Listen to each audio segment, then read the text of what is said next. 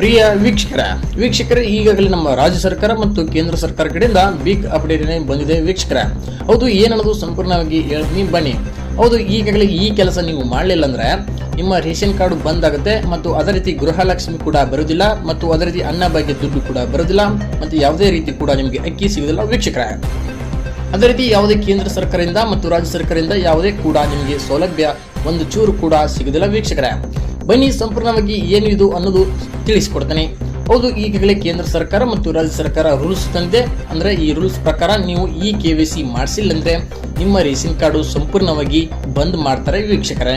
ಹೌದು, ಈ KYC ಅಂದ್ರೆ ಏನು, ಯಾವಲ್ಲಿ ಹೋಗಿ ಮಾಡಿಸಬೇಕು, ಏನೆಲ್ಲ ಡಾಕ್ಯುಮೆಂಟ್ಸ್ ಬೇಕು, ಎಷ್ಟು ಲಾಸ್ಟ್ ಡೇಟ್ ಇದೆ, ಸಂಪೂರ್ಣವಾಗಿ ಈ ವಿಡಿಯೋದಲ್ಲಿ ತಿಳಿಸಿಕೊಡ್ತೀನಿ.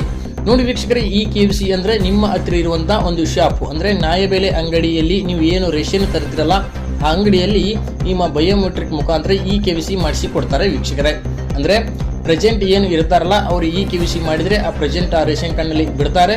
ಯಾರು ತೀರಿ ಹೋದಂತ ಜನರನ್ನು ತೆಗೆಯಕ್ಕೆ ಇದೊಂದು ಈ KYC ರೂಲ್ಸ್ ಅನ್ನು ತಂದಿದ್ದಾರೆ ವೀಕ್ಷಕರೇ.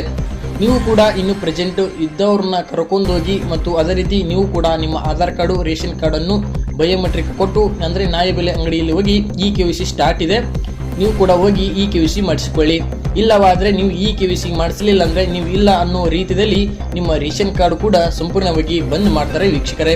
ಆದ ಕಾರಣ ತಕ್ಷಣವೇ ನಿಮ್ಮ ಹತ್ರ ಇರುವಂತಹ ನ್ಯಾಯಬೆಲೆ ಅಂಗಡಿಗೆ ಹೋಗಿ ಈಗ ಲಾಸ್ಟ್ ಡೇಟು 31ನೇ ತಾರೀಕಿನ ಒಳಗಡೆ ಮಾಡಿಸಿಕೊಳ್ಳಿ. ಇಲ್ಲವಾದ್ರೆ 31ನೇ ತಾರೀಕಿನ ನಂತರ ಮಾಡ್ಸಕ್ ಹೋದ್ರೆ ಈ KYC ಕೂಡ ಬಂದ್